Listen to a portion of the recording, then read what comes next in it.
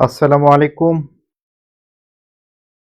প্রিয় শিক্ষার্থী, আপনাদের সবাইকে স্বাগত জানাচ্ছি।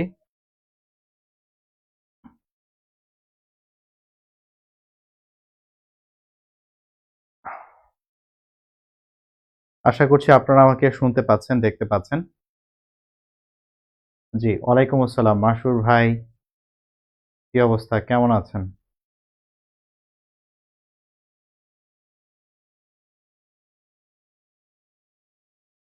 আমাকে একটু জানিয়ে দিবেন যে আমাদের স্ট্রিমিংটা ঠিক আছে কিনা? আপনারা দেখতে এবং শুনতে পাচ্ছেন কিনা একটু জানাবেন। জি, আলহামদুলিল্লাহ আমি ভালো আছি। আল্লাহ ভালো রেখেছেন। আশা করছি আপনারাও ভালো আছেন।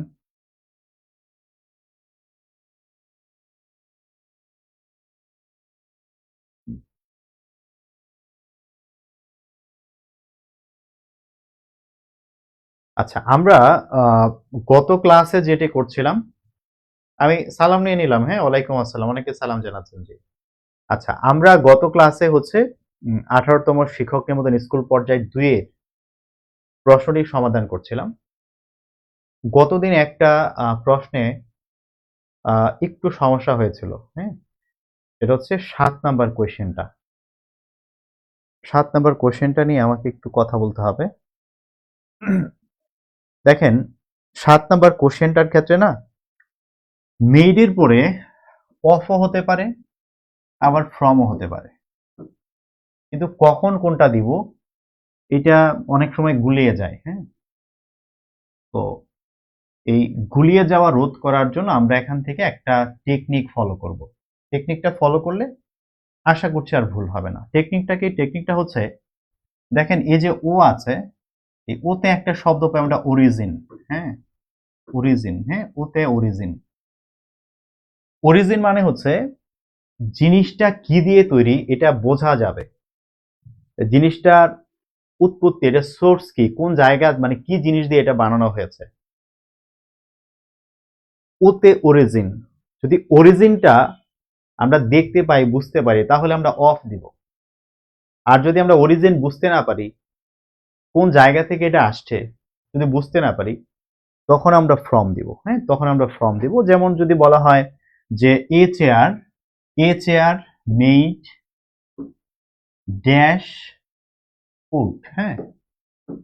এ চেয়ার মেড ড্যাশ উড, যে একটা চেয়ার, এ চেয়ার ওয়াজ, পুরোটাই লিখি, a chair was made dash wood, যে কাঠ দিয়ে একটা চেয়ার বানানো হয়েছে। তো আমি কিন্তু কাঠ দেখতে পাই, তাই না? চেয়ারের মধ্যে কাঠ কিন্তু দেখা যায়। যেহেতু দেখা যায়, অরিজিনটা বোঝা যাচ্ছে না, অরিজিন বোঝা গেলে অফ, ওতে অফ, হ্যাঁ? অরিজিন অফ আমরা ঠিক এইভাবে মনে রাখবো, তাহলে আর ভুল হবে না। আর যদি বোঝা না যায় সেই ক্ষেত্রে ফ্রম হবে। যেমন এখানে আমাদের যে প্রশ্নটা আছে না, আমি ওইদিন এখানে যে ফ্রম নাই আমি খেয়াল করি নাই। আমাদের প্রশ্নটার মধ্যে কার্ড, দই ইজ মেড ড্যাশ মিল্ক, দইয়ের মধ্যে কিন্তু দুধ আর দেখতে পাওয়া যায় না, তার মানে অরিজিন দেখা যায় না। যেহেতু অরিজিন দেখা যায় না, তাহলে অফ উত্তর হবে না। অফ উত্তর হবে না, এখানে উত্তর হবে ফ্রম। কিন্তু অপশনে ফ্রম নাই, অপশনে ফ্রম নাই, মানে প্রশ্নটা ভুল আছে। প্রশ্নটাতে কি আছে? ভুল আছে। ঠিক আছে? কথা খেয়াল থাকবে।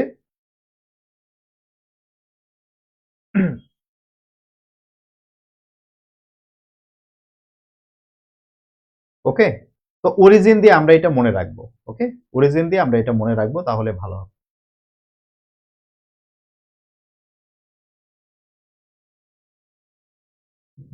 ঠিক আছে? ওকে, নেক্সট আজকে আমরা হচ্ছে এই প্রশ্নের আ যেই ভোকাবুলারি অংশটা আছে, আমরা সেই ভোকাবুলারি অংশটাতে চলে যাব আজকে। আমরা একটু নিচে যাই। আমরা এই ১৪ পর্যন্ত গতদিন পড়ে ফেলেছিলাম। ও, আপনাদের একটা কথা বলে রাখি, হ্যাঁ? আপনাদের একটা কথা বলে রাখি। আপনাদের অনেকেরই হয়তোবা পরিচিত বা ছোট ভাই-বোন আছে। ছোটদের জন্য কোর্স শুরু করার স্বপ্ন অনেকদিন থেকেই ছিল, বাট সময় সুযোগ করতে পারি নাই।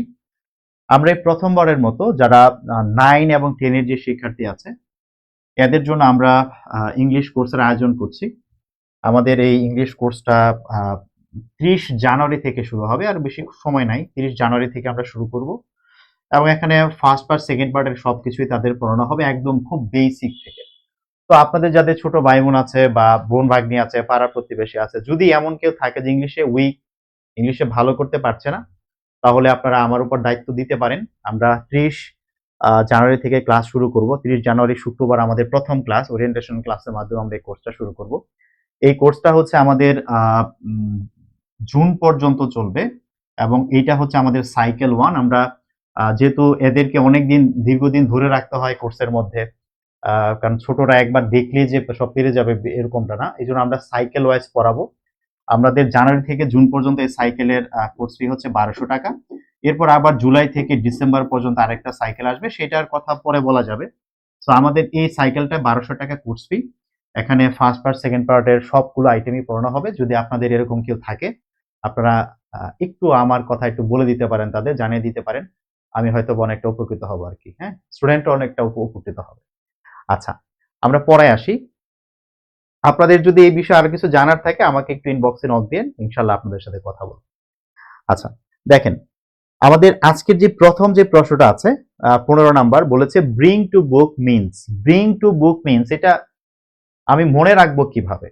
দেখেন, ব্রিং মানে হচ্ছে নিয়ে আসো, টু বুক মানে বইয়ের মধ্যে। বইয়ের মধ্যে আমরা কোনো কিছু রেকর্ড রাখি, বইয়ের মধ্যে আমরা কোনো কিছু রেকর্ড রাখি, তাই না? তো যখন আমি বলতেছি যে ব্রিং টু বুক, মানে বাক্যটার মিনিংটা অনেকটা এরকম হয় যে তাকে বইয়ে নিয়ে আসো, বইয়ের মধ্যে তাকে নিয়ে আসো, মিনিংটা অনেকটা এরকম হয়। তো এইটা আমরা সহজে মনে রাখতে পারি কিভাবে? মানে মনে রাখ, যেন এই শব্দটা দেখেই আমার কি হয়ে যায়, মনে পড়ে যায়। তো বুক মানে হচ্ছে রেকর্ড, যে কাউকে কাউকে রেকর্ডের মধ্যে নিয়ে আসো। রেকর্ডের মধ্যে নিয়ে আসো বলতে কি, তার আমল নামা, সে কি কি দোষ, কি কি অপরাধ করেছে, কি কি সমস্যা করেছে, সেই বিষয়টা আমরা কি করব, রেকর্ড করব। অর্থাৎ কাউকে আমরা রেকর্ডের মধ্যে নিয়ে আসতেছি, মানে তার কার্যকলাপের ভালোভাবে বিচার বিশ্লেষণ হবে এবং তাকে শাস্তি দেওয়া হবে তার ভুলগুলোর জন্য, তার অপরাধগুলোর জন্য। তো ব্রিং টু বুক যখনই আপনার সামনে পড়বে তখনই মনে রাখতে হবে ঠিক এইভাবে, ব্রিং মানে হচ্ছে আনা, আর টু বুক মানে রেকর্ডে সে কি কি অপরাধ করেছে সবগুলো রেকর্ড করব, লিখবো, এবং তারপর সে অনুযায়ী, তার আইন অনুযায়ী তার কি হবে, বিচার হবে। তাহলে ব্রিং টু বুক মানে হচ্ছে কাউকে শাস্তি দেওয়া, কাউকে বিচারের আওতায় নিয়ে আসা, কাউকে জবাবদিহিতার আওতায় নিয়ে আসা। ঠিক আছে, এটা হচ্ছে ব্রিং টু বুক। ওকে, তো আমরা এখানে যে অপশনগুলো দেখছি, book written by a famous writer, না, ব্রিং টু বুক এরকম কিছু কোনো বইয়ের নাম টাম না এটা, সো এটা হবে না। ভ্যালুলেস পার্সন মানে হচ্ছে মূল্যহীন ব্যক্তি, মূল্যহীন ব্যক্তি না, মিনিং মিলে না। হ্যাঁ, ইম্পোজ মানে কোনো কিছু আরোপ করা, কারোর উপর কিছু চাপিয়ে দেয়া, এটাও মিনিং মিলে না। সো আমাদের আনসার হচ্ছে পানিশ। তাহলে যখনই ব্রিং টু বুক আমরা দেখবো, তখনই আমরা মনে করব যে bring someone into the record, যে কাউকে রেকর্ডের মধ্যে নিয়ে আসা, তার অপরাধ সবকিছুর বিচার বিশ্লেষণ করা, এবং এটাই হচ্ছে কি ব্রিং টু বুক, অর্থাৎ শাস্তির আওতায় আনা, কাউকে শাস্তি দেওয়া। ঠিক এইভাবে আমরা মনে রাখবো ইনশাল্লাহ। আমি আশা করছি আমি যেভাবে বলেছি, সামনে যখন এটা আবার চোখের সামনে আসবে আপনি অবশ্যই পারবেন। নেক্সট, পরেরটা অনেকটা মজার। হ্যাঁ, এই ফ্রেজটা অনেক মজার এবং এটা খুব সহজে মনে রাখা যায়, জানেন, খুব সহজে। টুথ মানে হচ্ছে দাঁত, আর নেল মানে হচ্ছে নখ। ধরেন আপনার কাছে কোনো হচ্ছে আপনার কাছে কোনো হাতিয়ার নাই, আপনার কাছে বন্দুকও নাই, ছুরিও নাই, কিছুই নাই, আপনাকে একটা বাঘ বা একটা সিংহ আপনাকে আক্রমণ করেছে। তো শেষ অস্ত্র হিসেবে আপনি কি করবেন? শেষ অস্ত্র হিসেবে আপনি ওই বাঘ বা সিংহের কাছ থেকে বাঁচার জন্য আপনি আপনার দাঁত দিয়ে তাকে কামড়ে দিবেন, নখ দিয়ে তাকে কি করবেন, আঘাত করার চেষ্টা করবেন যেন সে আপনাকে ছেড়ে দেয়। তার মানে এটা হচ্ছে আপনার লাস্ট ট্রাই, আপনার সর্বশেষ চেষ্টা হচ্ছে এটা। সবচেয়ে বড় চেষ্টা হচ্ছে নিজেকে বাঁচানোর। আমার হাতিয়ার হচ্ছে, সবচেয়ে বড় হাতিয়ার হচ্ছে কি, মানে শেষ যে সুযোগ আমার হাতে থাকে সেটা হচ্ছে আমার দাঁত এবং নখ, এছাড়া আমার আর কোনো হাতিয়ার নাই। তার মানে ট্রুথ অ্যান্ড নেট বলতে বোঝায় লাস্ট ওয়েপন, যেটা দিয়ে সর্বশেষ চেষ্টা করি। আর এইটার মধ্যে লুকে আছে চেষ্টা করার বিষয়টা, চেষ্টা করার বিষয়টা লুকে আছে। এই জন্য ট্রুথ অ্যান্ড নেল বলতে বোঝায় ট্রাই হার্ড, কঠোরভাবে চেষ্টা করা, মানে জান প্রাণ দিয়ে বাঁচার চেষ্টা করা। ঠিক আছে, এখন শুধু তো বাঁচার চেষ্টা করব না, যত চেষ্টা করব আমরা খুব কঠিন ভাবে চেষ্টা করব, সেটাই হচ্ছে ট্রুথ এন্ড নেল। ঠিক আছে, ট্রুথ এন্ড নেল মনে থাকবে তো, গল্প দিয়ে মনে রাখতে হবে, কিছু করার নাই। গেট বাই হার্ট মানে কোনো কিছু মনে রাখা, মুখস্থ করা, স্মরণ রাখা। গো উইথ হার্ট মানে হচ্ছে মন দিয়ে কোনো কিছু করা, এটা মিনিং মিলে না। আর গেট হার্ট এখানে মিনিং মিলে না, সো আমাদের আনসার হচ্ছে কি try hard. Okay, truth and nail, try hard. তাহলে আজকে দুইটা জিনিস কিন্তু খুব ভালো করে শিখলাম। হ্যাঁ, ব্রিং টু বুক মানে হচ্ছে কাউকে শাস্তির আওতায় নিয়ে আসা, আর শিখলাম ট্রুথ এন্ড নেল হচ্ছে লাস্ট ট্রাই, লাস্ট ওয়েপন। সবচেয়ে ভালো করে চেষ্টা করা, সেটা হচ্ছে কি ট্রুথ অ্যান্ড নেল। শুধু মুখস্থ করলে মনে থাকে না, একটু গল্পের মানে ছায়ায় যদি এগুলোকে একটু মাথায় রাখা যায়, তাহলে সহজে উত্তর করা সম্ভব হয়, আর খুব বেশি মুখস্থ করা লাগে না। আপনাদের কি ভালো লাগছে বলেন তো? ঠিক আছে, পরেরটা 17। 17-এ কি বলছে? Bring being down to earth. হ্যাঁ, বিং মানে কি? বিং মানে হচ্ছে হওয়া, ডাউন মানে নিচে, টু আর্থ বলতে আমরা শুধু বুঝি পৃথিবী, বা আর্থের আরেকটা অর্থ আছে মাটি, ভূমি, জমি। হ্যাঁ, তো বিং ডাউন টু আর্থ মানে কি? বিং ডাউন টু আর্থ বলতে বোঝাচ্ছে মাটিতে পা রাখা। হ্যাঁ, মাটিতে পা রাখা, অহংকারী না হওয়া, সহজ সরল। হ্যাঁ, মাটির উপর থাকা, এক কথা। হ্যাঁ, বিং ডাউন টু আর্থ মানে হচ্ছে মাটির উপর থাকা। এখন খেয়াল করেন, আমরা যারা একটু বেশি অহংকার করে, বা একটু বেশি কনফিডেন্ট, কোন একটা কিছু পারলেই খুব আনন্দ ফুর্তিতে থাকে, আমরা অনেক সময় মানুষকে এরকম বলি, তোমার কি পাখা গজাইছে? হ্যাঁ, এত এত আনন্দ করার কি আছে, এত অহংকার করার কি আছে?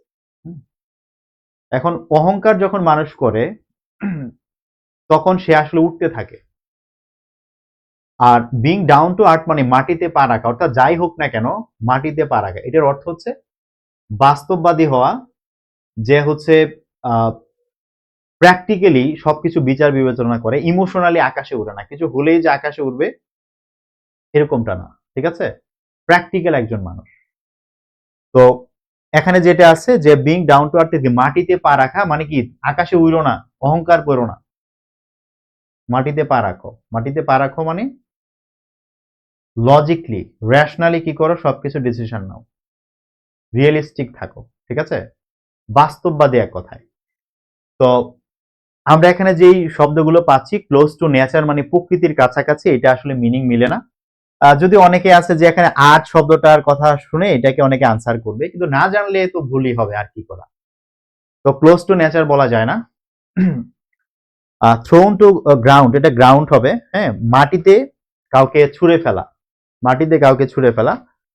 তো এটা আসলে মিনিংফুল না। হোপফুল মানে হচ্ছে আশাবাদী, আশাবাদী। আর রিয়েলিস্টিক মানে বাস্তববাদী। মাটিতে পা রাখা মানে কি?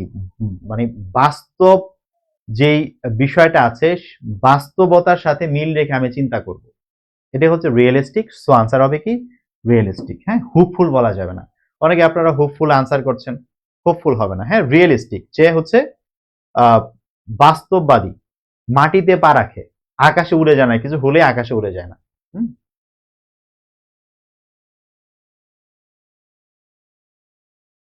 আচ্ছা, নিচেরটা আপনারা সবাই পারবেন, এটা আপনারা বলেন তো কি আনসার হবে? এটা মনে আমি না বললে হবে। এটা আনসার কি হবে বলেন?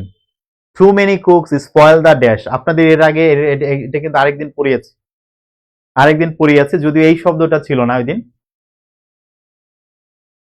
কি হবে বলেন তো এটা? Too many cooks, too many cooks,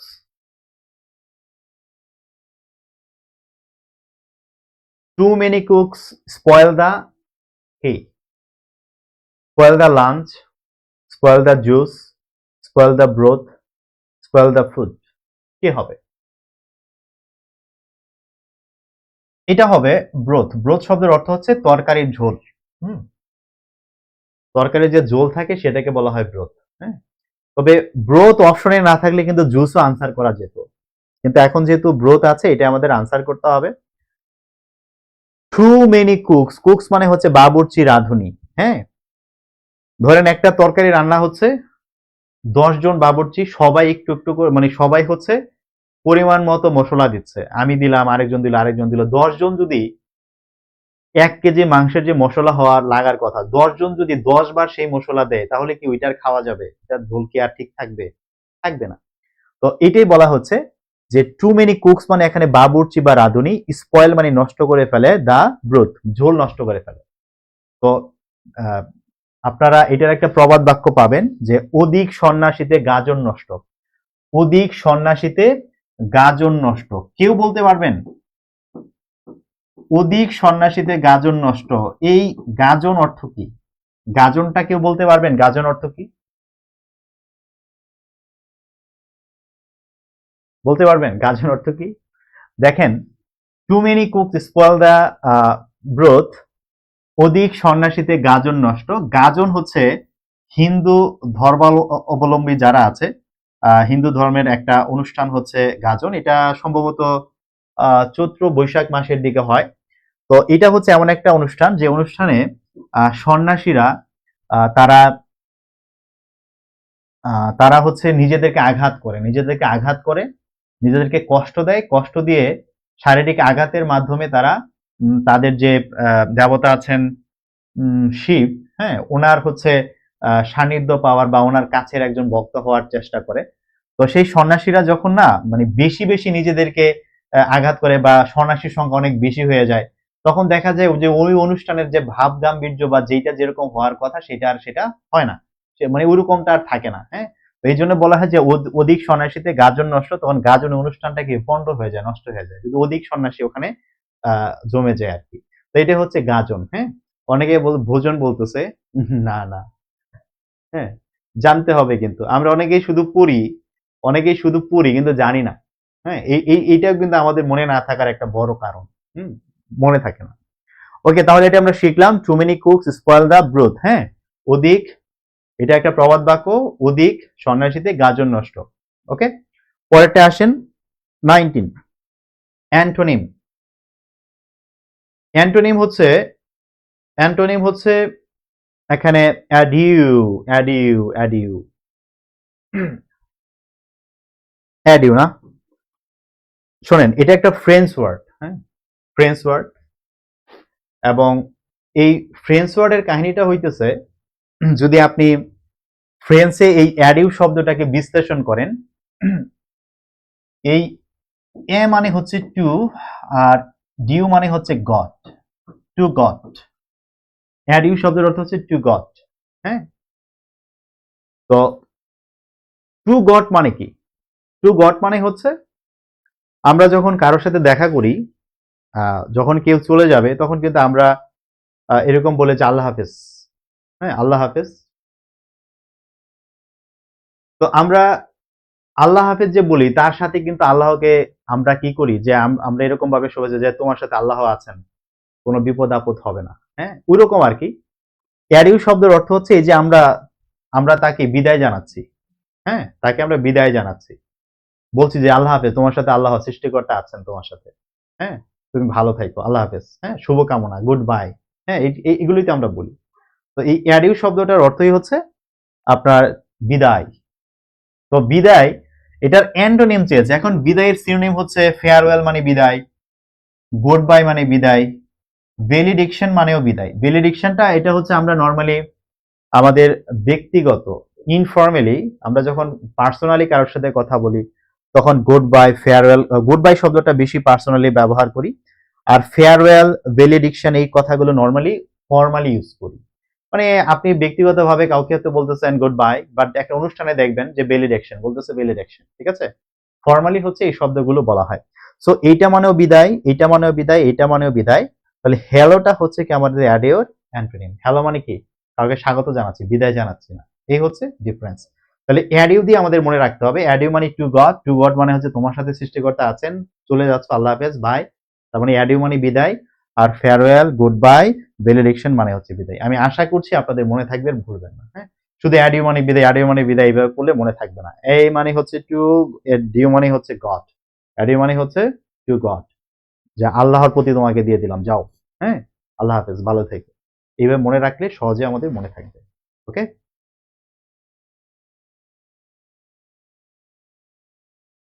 next, পরের যে প্রশ্নটি আছে, পরের প্রশ্নটি খুবই কনফিউজিং, তাই না? খুবই কনফিউজিং প্রশ্ন, এবং আমার মনে হয় যে এটা অনেকে ভয়ে দাগাবেই না, যারা জানে না তারা দাগাবে না। দেখেন, অনারারি শব্দের অর্থ হচ্ছে সম্মান সূচক, বিনা বেতনে যেই জিনিসটা আপনি করবেন সেটা হচ্ছে অনারারি। যেমন আমরা কাউকে বলি যে অনারারি প্রফেসর, তার মানে কি তিনি আসলে বেতন পান না, তিনি সম্মান পান, সম্মান সূচক তাকে হচ্ছে মানে একটা জায়গায় নিয়োগ করা হয়েছে, টাকা পাবেন না, বিনা বেতনে। হ্যাঁ, এটা হচ্ছে অনারারি। তো ওনার মানে সম্মান, তো সম্মান সূচক বা বিনা বেতনের সাথে ওনারের এখানে কোনো রিলেশন নাই। সো এটার অ্যান্টোনিম আমরা এটা দাগাইতে পারতেছি না। মনিটারি মানে হচ্ছে অর্থ সম্পর্কিত, অর্থ সম্বন্ধ নিয়ে কোনো বিষয়কে মনিটারি বলা হয়। আর রেসপেক্ট মানে সম্মান, অনার মানে সম্মান, রেসপেক্ট মানে সম্মান। তো অনারারি হচ্ছে বেতন ছাড়া, বেতনবিহীন। আর পেইড মানে হচ্ছে বেতন সহ, ঠিক আছে? পেইড এজেন্ট, পেইড এজেন্ট মানে যাকে টাকা দিতে হবে, যে প্রতিনিধিকে টাকা দিতে হবে, paid paid agent. So paid হচ্ছে আমাদের এখানে অনারারির অপোজিট। ওকে, বুঝে পড়লে মনে থাকবে ইনশাআল্লাহ। 21, 21-এ কি বলছে? এখানে এই শব্দগুলোর অর্থ না জানলে প্রশ্ন সমাধান করা অত্যন্ত কঠিন, না জানলে করা যাবে না। এগুলো হচ্ছে ভোকাবুলারি, হ্যাঁ, এগুলো একদম পড়ে পড়ে বুঝে বুঝে আমাদেরকে আগাইতে হবে। দেখেন, ডিফাই শব্দের অর্থ কি? ডিফাই শব্দের অর্থ হচ্ছে কাউকে সাহস দেখানো, আহ্বান করা, কাউকে বাধা দেওয়া কোনো কিছু করতে, এটাকে ডিফাই বলা হয়। হ্যাঁ, এক কথায় বাধা দেওয়া, কাউকে বাধা দিচ্ছে, এটা ডিফাই। ডিনাউন্স মানে হচ্ছে কাউকে নিন্দা করা বা কারো সমালোচনা করা। তাহলে এটা হচ্ছে বাধা দেয়া, এটা মানে হচ্ছে কারো নিন্দা করা বা কারো সম্পর্কে সমালোচনা করা। আর অ্যাডমায়ার হচ্ছে কারোর প্রশংসা করা বা কারো গুণকীর্তন করা, হচ্ছে অ্যাডমায়ার, ভালোবাসা, প্রশংসা করা হচ্ছে অ্যাডমায়ার। আর ডিনাই মানে হচ্ছে অস্বীকার করা, ডিনাই মানে হচ্ছে অস্বীকার করা। তো আমাদের যে বাক্যটা আছে যে নো ওয়ান ক্যান ডিফাই, যে কেউ কাউকে বাধা দিতে পারে না, মিনিংফুল হয় না। কেউ কাউকে নিন্দা করতে পারে না, মিনিংফুল হয় না, কারণ নিন্দা যে কেউ করতে পারে, যে কেউ বাধা দিতে পারে। কেউ প্রশংসা করতে পারে না, পরের অংশের সাথে মিনিংফুল হয় না। কিন্তু এইটা যদি দেই যে নো ওয়ান ক্যান ডিনাই, যে কেউ অস্বীকার করতে পারবে না, দ্যাট যে হি ইজ ক্লেভার, যে সে চালাক, সে চতুর, এটা কেউ অস্বীকার করতে পারবে না, কেউ অস্বীকার করতে পারবে না সে চালাক। সো এই শব্দগুলো যখন পড়বেন, এগুলো মিনিং জেনে পড়তে হবে, মিনিং জেনে। তাহলে এই প্রশ্ন আবার রিপিট হইলে যদি ঘুরাই ফেরাই দেয়, হ্যাঁ, যদি ঘুরিয়ে ফিরিয়ে দেয় তখন কিন্তু পারবেন না। হ্যাঁ, এই জন্য ভালো করে অর্থগুলো জেনে পড়তে হবে ইনশাআল্লাহ। নেক্সট, 22, হ্যাঁ, 22 নিবন্ধনের, আমাদের যে নিবন্ধনের 25 মার্কের, মানে নিবন্ধনে তো যারা ইংলিশ থেকে পরীক্ষা দিবে তাদের হচ্ছে ইংলিশের 100, আর হচ্ছে সবার জন্য 25। তো সবার জন্য যে 25, এই 25-এর জন্য আমরা কোর্স শুরু করব। যেহেতু বিসিএস হয়ে যাচ্ছে, আমরা আর খুব বেশি সময় নিব না, বিসিএস এর ঠিক পরপরই আমরা শুরু করে দিব। তো আমি টার্গেট করেছি 15 তারিখ থেকে, সরি 10 তারিখ থেকে। হ্যাঁ, আমরা 10 তারিখ থেকে 10 ফেব্রুয়ারি থেকে আমরা কি করব, আমরা আমাদের নিবন্ধনের যে কোর্স আছে আমরা এটা শুরু করব। সামনে রমজান আছে, আমরা হয়তো প্রথম দিকে এটা ক্লাস একটু কম কম নিব, কিন্তু আপনাদের নিয়মিত ভোকাবুলারি পড়া দেয়া, পরীক্ষা নেওয়া, আমরা এগুলো কন্টিনিউ করব। শুরুর দিকে একটু মেমোরাইজিং পার্টটায় জোর দিব, আর পাশাপাশি গ্রামারটা সুন্দর করে আপনাদের বেসিক থেকে আমি এগিয়ে নিয়ে যাব, এবং বিগত বছরের প্রশ্নগুলো আমরা প্রত্যেকটা ক্লাসেই পড়ার সাথে সাথে ওই রিলেটেড প্রশ্নগুলো সলভ করব। এইভাবে করে আমরা আগাবো, আমার সাথে যেন নিবন্ধনের প্রশ্নগুলো পড়া হয়ে যায় আপনাদের। আমি গত দিন থেকে ভর্তি শুরু করতে চেয়েছিলাম, কিন্তু পরে অনেকে ভর্তি হতে চেয়েছে, আমি নেই নাই, কারণ একটু ব্যস্ত ছিলাম গত কয়েকটা দিন। তো আমরা কালকে থেকে ভর্তি শুরু করে দিব। আমাদের কালকে থেকে আমাদের 9 তারিখ পর্যন্ত আমরা ভর্তি নিব। হ্যাঁ, 9 তারিখ পর্যন্ত আমরা ভর্তি নিব। 10 তারিখ থেকে ইনশাআল্লাহ আপনাদের সাথে নিয়ে আমরা ক্লাস শুরু করব এবং আমরা আগাবো।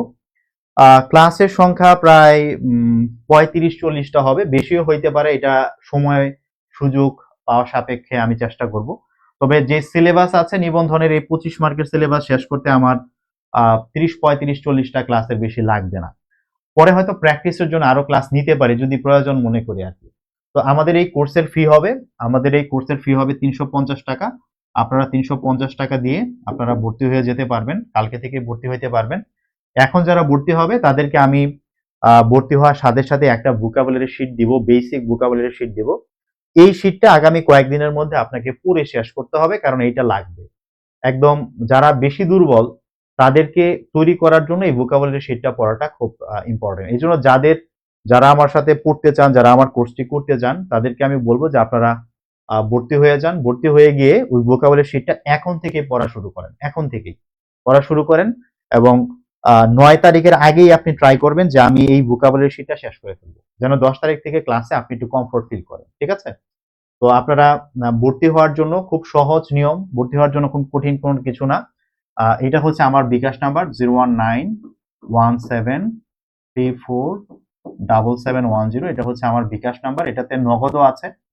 আর যদি কেউ রকেটে পাঠাইতে চান তাহলে এইটার পরে একটা 3, হ্যাঁ, একটা 3 এক্সট্রা 3 কি হবে অ্যাড হবে রকেটে যদি পাঠাইতে চান। এই নাম্বারে 350 টাকা হচ্ছে আপনি সেন্ড মানি করতে হবে। আপনি রকেটে, নগদে, বিকাশে যেটাতেই করেন করে আমাকে একটু ইনবক্সে নক দিলে হবে, আমি আপনাকে গ্রুপে অ্যাড করে দেব এবং যে পিডিএফটা আপনাকে পড়তে হবে এই পিডিএফটা আপনাকে দিয়ে দিব, আপনি পরে স্টার্ট করে দেবেন। ঠিক আছে? এবং আমি আপনাদের জন্য খাটতে চাই, পরিশ্রম করতে চাই এবং চাই আপনারা নিবন্ধন পরীক্ষায় ইংলিশে 25 থেকে 25ই পান।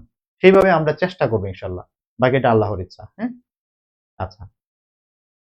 আর যারা ইংলিশ থেকে পরীক্ষা দিবেন আপনাদের 100 মার্ক নিয়ে কি হবে এটা আমি এখন বলছি না, আগে হচ্ছে সার্কুলার হোক, সিলেবাস দেখ, ওটা বুঝে শুনে আমি আগাবো। এখন আপনারা ম্যাথ, ইংলিশ, বাংলা, জিকে এগুলো আপনি আগাতে থাকেন, এগুলো নিয়ে বসে থাকেন না। বিশেষ করে ম্যাথ, ইংলিশ অবশ্যই গুরুত্ব দিয়ে পড়েন, কারণ শেষে মার্ক কমলে এগুলোতেই কমবে। সাবজেক্টিভ মার্ক খুব একটা ভ্যারি করে না, পড়াশোনা যারা করে সবাই মোটামুটি কাছাকাছি মার্ক পায়, কিন্তু ইংলিশ ম্যাথ কিন্তু পড়লেই হঠাৎ করে পারা যাবে না। এই জন্য এগুলোতে একটু এখন থেকেই গুরুত্ব দেন। ঠিক আছে? আচ্ছা, যারা আমার লাইফ টাইম ব্যাচে ভর্তি আছেন আপনাদের ভর্তি হইতে হবে না। যারা লাইফ টাইম ব্যাচে ভর্তি আছেন তারা সবাই ফ্রিতে অ্যাক্সেস পাবেন। হ্যাঁ, লাইফ টাইম ব্যাচে যারা আছেন আপনাদের ভর্তি হওয়ার দরকার নেই। কিন্তু অন্যান্য কোর্সে যারা আছেন, যেমন প্রাইমারিতে ভর্তি আছেন, তাহলে আপনাকে ভর্তি হইতে হবে। ঠিক আছে? শুধু লাইফ টাইম ব্যাচে যারা আছেন তাদের ভর্তি হওয়া লাগবে না। আচ্ছা, জি, কালকে থেকে আমরা ভর্তি শুরু এবং কালকে থেকে আমি যে বেসিক ভোকাবুলারি শিটটা দিব কালকে থেকে পরে স্টার্ট করে দিতে হবে, কারণ আমি আপনাকে কথা দিতে পারি আপনি ওই ভোকাবুলারি শিট পড়ে দিবেন, আমি আপনাকে ইংলিশ শেখাবো এবং আপনি পারবেন ইনশাল্লাহ। দেখেন, গ্রামার তো ওয়ার্ড নিয়ে কাজ করে। আপনার মাথায় যখন ন্যূনতম ভোকাবুলারি নাই তখন আপনি তো গ্রামার শিখো কাজে লাগাইতে পারবেন না। মানে বিষয়টা অনেক এরকমের, গ্রামার মেশিন আর ভোকাবুলারি গুলো হচ্ছে তার কাঁচামাল। এখন আপনার মেশিন আছে, কাঁচামাল নাই, বা কাঁচামাল আছে, মেশিন নাই, আপনি পারবেন না তো, দুটাই লাগবে। এই জন্য আগে কিছু কাঁচামাল মাথায় নেবেন, মেশিন পরে আস্তে আস্তে আপনার মধ্যে তৈরি করবো, ইনশাল্লাহ পারবেন। হ্যাঁ, আপনি যতই দুর্বল থাকেন কোনো অসুবিধা নেই। জি, আমি ভর্তির প্রক্রিয়া বলে দিলাম, আমি আশা করছি আপনারা বুঝতে পারবেন। হ্যাঁ, আচ্ছা, ক্লাসটা কয়টায় শুরু হবে? ক্লাসটা আমরা যেহেতু চাকরি প্রার্থীদের জন্য কোর্স হবে, ক্লাসটা আমরা সন্ধ্যা থেকে রাতের মধ্যে হবে। হ্যাঁ, সন্ধ্যা থেকে রাতের মধ্যে সর্বোচ্চ ধরেন, মানে ক্লাস, মানে যদি আমি সময়টা বলি, আমরা হয়তো 8টা থেকে 10টা এর মধ্যে ক্লাসটা আমরা কি করব, আমরা রাখার চেষ্টা করব 8টা থেকে 10টা। ঠিক আছে? সপ্তাহে 3 দিন ক্লাস নিব এবং খুব সুন্দর করে আপনাদের সবকিছু গোছায় দেব ইনশাআল্লাহ। আচ্ছা, ভোকাবুলারি শিট কিভাবে পাবেন? সুরা আপু, আপনারা যারা লাইফ টাইম ব্যাচে আছেন আপনাদের অলরেডি ভোকাবুলারি শিট দেয়া আছে। হ্যাঁ, এরপরও যদি আপনি নিতে চান আমাকে একটু ইনবক্সে নক দিয়েন, আমি দিয়ে দিব ইনশাআল্লাহ। হুম। আচ্ছা, আরিফ ভাই, ফোন দেওয়ার দরকার নাই, শুধু ইনবক্সে নক দিন। এত মানুষ ফোন দিলে তো ভাই ধরতে পারবো না, আমি একা মানুষ।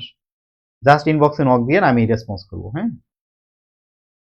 আচ্ছা, ঠিক আছে তাহলে। হ্যাঁ, আপনারা একটু বন্ধু বান্ধবদের বইলেন যারা ইংলিশ নিয়ে, নিবন্ধনে ইংলিশ নিয়ে ঝামেলা আছে, একটু বইলেন দয়া করে। হ্যাঁ, যদি আপনাদের একটা ভালো সাড়া পাই তাহলে হয়তো বা আরো বাড়তি আমি কোনো কিছু, মানে সার্ভিস বা আরো কিছু আপনাদের জন্য আমি করতে পারবো আর কি। ঠিক আছে? ওকে, দেখেন, 22 নম্বর যে প্রশ্নটি আছে, এই প্রশ্নটিতে বলা হচ্ছে যে a person whose head is in the clouds is। তো আগে একটু বাক্যটা বোঝেন, যে বলতেছে একজন ব্যক্তি whose head, যার মাথা, is in the clouds, যার মাথা মেঘে আছে, মেঘের ভিতরে আছে। আমি এই জিনিসটাকে আপনাদের এইভাবে মনে রাখতে বলবো যে একজন ব্যক্তি যে হচ্ছে যার মাথা মেঘের মধ্যে দিয়ে সে বেড়াচ্ছে সারাদিন, সে আসলে দিনের বেলাও স্বপ্ন দেখছে। বিষয়টা অনেকটা এরকমের, দিনের বেলাও স্বপ্ন দেখছে, এই জন্য তার মাথা ওই মেঘে মেঘে মানে ভাসতেছে। কল্পনা, মেঘে ভাসা কিন্তু কল্পনার বিষয়, এটা কিন্তু সত্যি সত্যি পসিবল না, এটা কল্পনা। তার মানে কেউ একজন যে কল্পনা বা স্বপ্ন দেখছে দিনের বেলা, দিনের বেলা কল্পনা বা স্বপ্ন দেখছে, সেটাই হচ্ছে কি a person whose head is in the cloud। ঠিক আছে? তো তাকে প্রাউড বলা যায় না, প্রাউড মানে গর্বিত, গর্বিত বলা যায় না। এন্ড এভিয়েটর মানে হচ্ছে একজন বিমান চালক, যে হচ্ছে বিমান চালায় তাকে আমরা এভিয়েটর বলি। আর ফিলান্থ্রপিস্ট, হ্যাঁ, ফিলান্থ্রপিস্ট যে শব্দটা আছে, ফিলান্থ্রপিস্ট শব্দের অর্থ হচ্ছে যিনি দানশীল বা পরোপকারী, মানব হিতৈষী, হ্যাঁ, এরকম ব্যক্তিকে আমরা বলি ফিলান্থ্রপিস্ট। মানে পরের কল্যাণকামী, পরের কল্যাণ করতে চায়, তাকে বলে ফিলান্থ্রপিস্ট। তো আমাদের এটা মিলতেছে ডে ডিমারের সাথে, দিনের বেলা কিন্তু স্বপ্ন দেখে। তার মানে কি জেগে জেগে স্বপ্ন দেখে, তার কাজ করা দরকার দিনের বেলা, কিন্তু সে কাজ না করে সে কি করছে, সে হচ্ছে দিনের বেলা স্বপ্ন দেখছে। এটা হচ্ছে ডে ডিমার, কল্পনা করতেছে আমি এই করে ফেলবো, আমি এই করে ফেলবো, আমি 1 মাসে পরিসব শেষ করে ফেলবো, আরে 3 মাসে উড়াইয়া দিব। কিন্তু আসলে সে কিছুই করে না, কাজে নামে না। কাজ শুরু না করলে শেষ হবে কেমনে? হ্যাঁ, এটাই হচ্ছে ডে ডিমার। আমি আশা করব ভুলবেন না যে মাথা মেঘের মধ্যে আছে মানে কি কল্পনা করতেছে, এটা কল্পনাই সম্ভব, বাস্তবে পসিবল না। কল্পনা মানে দিনের বেলা সে জেগে আছে, জেগে আছে কিন্তু স্বপ্ন দেখতেছে। ঠিক আছে? স্বপ্ন দেখলে হবে না, কাজ করতে হবে, জেগে থাকলে কাজ করতে হবে। ওকে, আচ্ছা, জি জি, রুনা আপু বলতে পারেন এইভাবে, হ্যাঁ বলতে পারেন, কোনো অসুবিধা নেই। নেক্সট, এই শব্দটা খুব সুন্দর না? দ্য নিউজ অফ অফার ওয়াজ অ্যালোরিং। হ্যাঁ, হিয়ার অ্যালোরিং মিনস, এই অ্যালোরিং শব্দের অর্থটা কি? বলতেছে নতুন চাকরিটা, অ্যালোরিং শব্দের অর্থ লোভনীয়, আকর্ষণীয়, চমৎকার।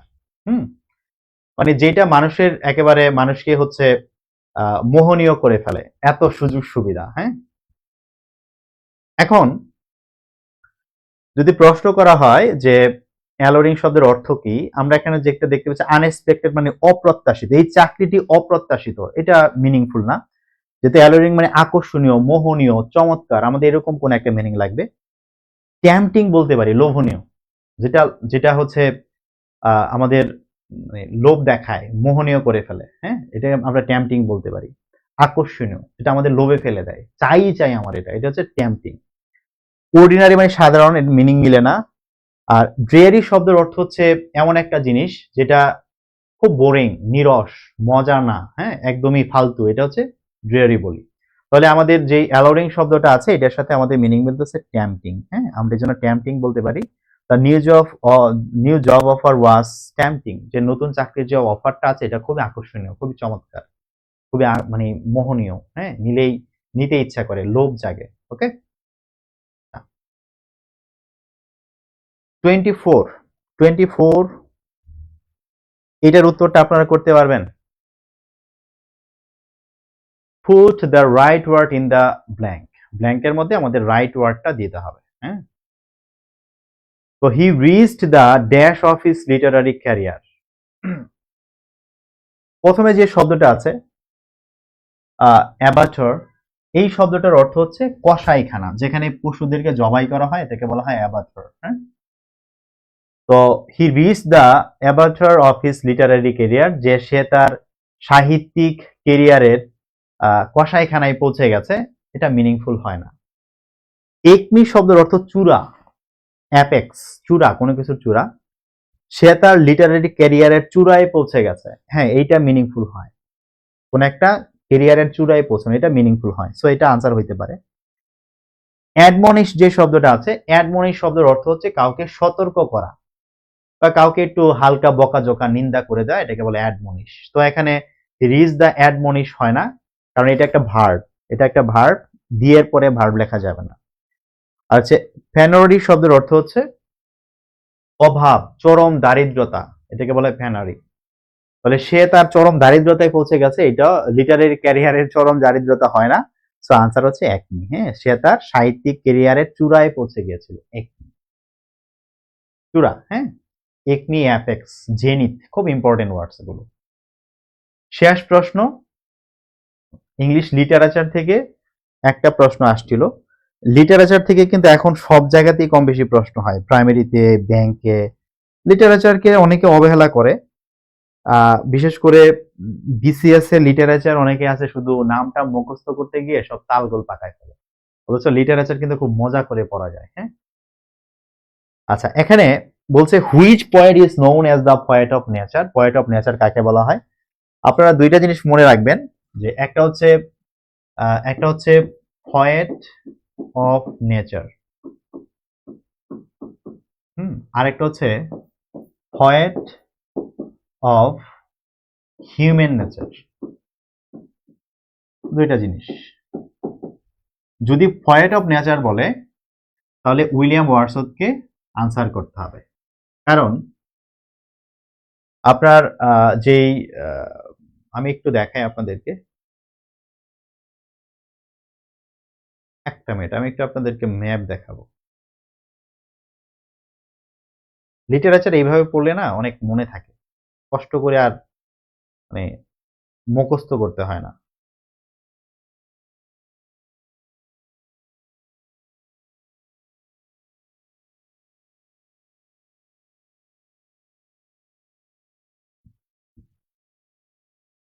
একটু দেখেন, এটা হচ্ছে আমাদের বাংলাদেশ। আমরা যদি একটু এদিকে যাই তাহলে আমরা ইংল্যান্ডে চলে যাব। হ্যাঁ, এই যে এখানে হচ্ছে ইংল্যান্ড আছে, এই যে এটা হচ্ছে ইংল্যান্ড। হ্যাঁ, এটা হচ্ছে ইংল্যান্ড, এবং ইংল্যান্ডের উপরের দিকে গেলে স্কটল্যান্ড। দেখেন, এটা হচ্ছে ইংল্যান্ড আর এটা হচ্ছে স্কটল্যান্ড। এবং ইংল্যান্ডের এই যে এই অঞ্চলটা না, এটা হচ্ছে পাহাড়ি অঞ্চল। এই অঞ্চলে একটা পাহাড়ি অঞ্চল, যে এখানে দেখতে পাচ্ছেন একটা পাহাড়ি অঞ্চল, এই অংশটা। তো এই জায়গার মধ্যে না একটা একটা ডিস্ট্রিক্ট আছে ইংল্যান্ডের। এই স্কটল্যান্ডের ঠিক আগে ইংল্যান্ডের একটা একটা একটা জায়গা আছে, এটার নাম হচ্ছে, এখানে দেখা যাচ্ছে মনে হয়, ছোট করলে আর একটু বড় করলে মনে হয় দেখা যাবে, লেক ডিস্ট্রিক্ট নামের একটা জেলা আছে। হ্যাঁ, লেক ডিস্ট্রিক্ট দেখাতে বললে ভালোই তো। লেক ডিস্ট্রিক্ট দেখা যাচ্ছে না মনে হয়। আচ্ছা, আমি বিষয়টা বলি, যে এই অংশটার মধ্যে একটা জায়গা আছে স্কটল্যান্ড এবং ইংল্যান্ডের সীমানার কাছাকাছি, লেক ডিস্ট্রিক্ট, একদম পাহাড় টাহাড়, আমাদের রাঙামাটি যেরকমের না, ঠিক এরকমের একটা জায়গা আছে। ওই জায়গায় যে কবিরা জন্মেছিল এবং যারা লেখালেখি করেছিল প্রকৃতির সৌন্দর্য নিয়ে, চমৎকার জায়গা। আমাদের রাঙামাটি অনেক সুন্দর না, পাহাড়, কত জলাভূমি, হ্যাঁ, ফুল, কত কিছু আছে। ঠিক সেম ইংল্যান্ডের এই জায়গাটা এরকম চমৎকার একটা জায়গা। ওখানে যে কবিরা ছিলেন তাদেরকে লেক পয়েটস বলা হয়, লেক পয়েটস। অর্থাৎ ইংল্যান্ডের এই লেক ডিস্ট্রিক্টে যে কবিরা জন্মেছিলেন এবং সেখানে বসবাস করেছিলেন, লেখালেখি করেছিলেন, তাদেরকে লেক পয়েটস বলা হয়, লেক পয়েটস। হ্যাঁ, অনেক সুন্দর সুন্দর, আমাদের কাপ্তাই হ্রদের মতো অনেক সুন্দর সুন্দর লেক আছে সেই এলাকাটাতে।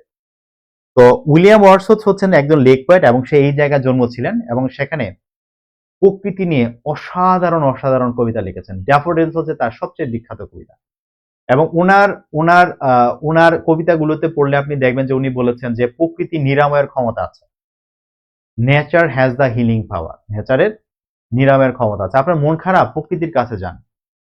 এই যে ড্যাফোডিলস কবিতা, যেরকম কবির অনেক মন খারাপ ছিল, সে যখন হাঁটতে গেছে এই হাজার হাজার লক্ষ লক্ষ ড্যাফোডিল দেখে তার মন ভালো হয়ে গেছে। হ্যাঁ, এই জন্য উইলিয়াম ওয়ার্ডসওয়ার্থকে বলা হয়, ওয়ার্ডসওয়ার্থকে বলা হয় কি, poet of nature, poet of nature. প্রকৃতির অনেক গুণকীর্তন তিনি করেছেন তার লেখায়। হুম, আচ্ছা, আরেকটা বলেছিলাম কি, যে poet of human nature. Human nature যদি বলে, হিউম্যান নেচারটা হচ্ছে পয়েট অফ হিউম্যান নেচার, শুধু নেচার না, মানব প্রকৃতির কবি। ইংল্যান্ডের যত মেধাবী পণ্ডিত ছিলেন তার মধ্যে অন্যতম একজন মেধাবী ব্যক্তি ছিল, সেটা হচ্ছে স্যামুয়েল জনসন, যিনি এর আগে অনেকে ইংলিশ ডিকশনারি লিখেছেন, কিন্তু স্যামুয়েল জনসন যে ইংলিশ ডিকশনারিটি লিখেছিলেন, কম্পাইল করেছেন, এটা অনেক বেশি ইফেক্টিভ হয়েছিল, অনেক বেশি জনপ্রিয় হয়েছিল। এবং ইংল্যান্ডের যদি আপনি যারা লেখালেখি করেছে, সাহিত্য সমাজে যারা ছিল, এদের মধ্যে থেকে যদি আপনি সবচেয়ে পণ্ডিত ব্যক্তি যদি কাউকে মনে করা হয়, সেটা হচ্ছে Samuel Johnson, doctor Samuel Johnson. তিনি একটা বই লিখেছেন, preface to Shakespeare. Preface to Shakespeare একটা বই লিখেছিলেন।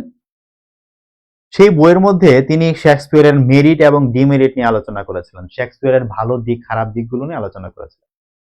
সেই আলোচনার এক ফাঁকে গিয়ে তিনি বলেছেন যে উইলিয়াম শেক্সপিয়র একজন পয়েট অফ হিউম্যান নেচার, তিনি মানব প্রকৃতির কবি। কেন বলেছেন? তিনি বলেছেন যে আমরা যেই হেমলেটকে পড়ি, এই হেমলেট তো আসলে সেই আজকে থেকে 420 বছর আগের কোন একটা যুবক ছেলেকেই শুধু বোঝায় না, শুধু সেই একটা চরিত্রকেই বোঝায় না, আমরা প্রত্যেকে হেমলেটকে। কিভাবে? হেমলেটের সমস্যা কি ছিল? হেমলেটের সমস্যা ছিল to be or not to be, that is the question. অর্থাৎ তার মধ্যে ডিলেমা ছিল, তার মধ্যে দ্বিধাদ্বন্দ্ব কাজ করতো, সে সিদ্ধান্তহীনতায় ভুগত। আমরা যারা আধুনিক মানুষ, আমরা সেম। আমরা কেউ চাই যে আচ্ছা নিবন্ধনটা ভালো করে দিই, কেউ চাই বিসিএসটা ভালো করে দিই, কেউ চাই না প্রাইমারি জবটা আমার লাগবেই, কেউ বলে ভাই কিচ্ছু আমাকে দিয়ে হবে না, আমি অন্য কিছু করি। তার মানে আমাদের মধ্যে সিদ্ধান্তহীনতা ঘটে। আমরা প্রত্যেকেই হচ্ছি এক একজন হেমলেট। এই আমাদের রূপটাকেই হেমলেটের মাধ্যমে উপস্থাপন করা হয়েছে। লেডি ম্যাকবেথ, লেডি ম্যাকবেথ আহ, লেডি ম্যাকবেথের যেই পৈশাচিক তার যে মানসিকতা, স্বামীকে তিনি কিং ডানকানকে হত্যা করার জন্য যেভাবে পরিচিত করেছেন, আমাদের সমাজে এরকমের লেডি ম্যাকবেথের অভাব নাই, যে জামাইকে উল্টাপাল্টা বুদ্ধি দেয়, উল্টাপাল্টা কাজ করে, অভাব নাই। ডাইনিরা কি করতে পারে না, সরাসরি কাউকে আক্রমণ করতে পারে না, সেই ডাইনিগুলা কোনো একজন মানুষের হৃদয়ে জায়গা করে নেয়, তারপর মানুষের ক্ষতি করে, মানুষই মানুষের ক্ষতি করে। হ্যাঁ, তো এই লেডি ম্যাকবেথের যেখানে আমরা দেখি যে পাপের প্রায়শ্চিত্ত হিসাবে সে তার হাতে রক্তের গন্ধ পেত। সে কি বলেছিল যে আরবের সমস্ত আতরও যদি কি করা হয়, তার হাতে দেয়া হয়, তবুও তার হাতটাকে কি করতে হবে, সুইটেন করতে পারবে না, মিষ্টি করতে পারবে না, রক্তের গন্ধ থেকেই যাবে। তো এই লেডি ম্যাকবেথের যেই ক্যারেক্টার, এই ক্যারেক্টার আমরা আমাদের চারপাশে দেখি। তার মানে শেক্সপিয়র আমাদের এই সমাজের এই মানসিক ক্যারেক্টার গুলোকে সেখানে কি করেছেন, তুলে ধরেছেন। এই জন্য উনি কি বলেছেন, উইলিয়াম শেক্সপিয়র হচ্ছেন পয়েট অফ হিউম্যান নেচার। তাহলে দুইটার মধ্যে যেন প্যাঁচ না লাগে, শুধু পয়েট অফ নেচার বলে উইলিয়াম ওয়ার্ডসওয়ার্থ, আর পয়েট অফ হিউম্যান নেচার বলে উইলিয়াম শেক্সপিয়র, এবং নামটা দিয়েছেন স্যামুয়েল জনসন। ঠিক আছে, আমাদের এটা মনে রাখতে হবে, ডক্টর স্যামুয়েল জনসন। আর পরে যেগুলো আছে, John Keats poet of beauty, খুব অল্প জীবন বেঁচেছেন, পরিবারের সকল সদস্যকে তিনি যক্ষ্মায় মরে যেতে দেখেছেন, এবং তিনিও জানতেন যে ওই সময় যেহেতু যক্ষ্মার চিকিৎসা ছিল না, তারও অন্তিম অন্তিম গন্তব্য ওই একইভাবে হবে। তো তিনি যেহেতু খুব অল্প, তিনি অসুস্থ ছিলেন এবং তিনি মরে যাবেন তিনি জানতেন, এবং এই কারণে সে কি করেছেন, পৃথিবীর প্রত্যেকটা জিনিসে তিনি যাই দেখেছেন সবকিছুতে তিনি সৌন্দর্য খুঁজে ফেলেছেন। ঠিক আছে, তো এই জন্যই আমরা তাকে বলি point of beauty. Okay, point of beauty. আরো অনেক আলোচনা আছে, এগুলো হয়তো অন্য সময় করা যাবে। ডব্লিউ ইয়েটস, হ্যাঁ, উইলিয়াম বাটলার ইয়েটস পুরো নামটা থেকে অনেক সময় প্রশ্ন হয়। উইলিয়াম বাটলার ইয়েটস আয়ারল্যান্ডের কবি, ওনাকে নিয়ে আরেকদিন কথা বলবো। জন মিল্টন মহাকাব্যের কবি, প্যারাডাইস লস্ট, প্যারাডাইস রিগেইন, খুব ইম্পর্টেন্ট। এগুলো একটু জেনে বুঝে পড়ে রাখবেন। আমি আশা করছি যে ঘুরে ফিরে নিবন্ধন প্রাইমারিতে এদের